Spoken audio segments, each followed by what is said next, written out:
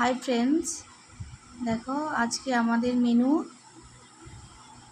দই কাতলা আর আছে মাছের মাথা দিয়ে মুগ ডাল, আর এখানে আছে মোচা, গরম মশলা গরম মশলা দিয়ে ছোলা দিয়ে মোচা, আর আছে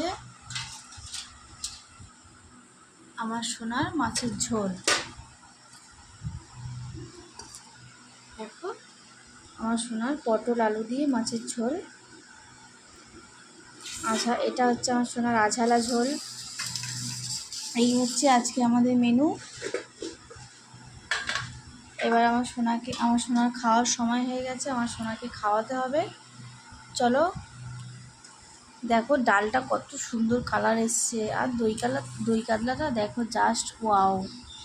কে কে দই কাতলা খেতে ভালোবাসো চলে আসো শিগগিরই আমার বাড়িতে, দই কাতলা দিয়ে ভাত খাইয়ে দেবো।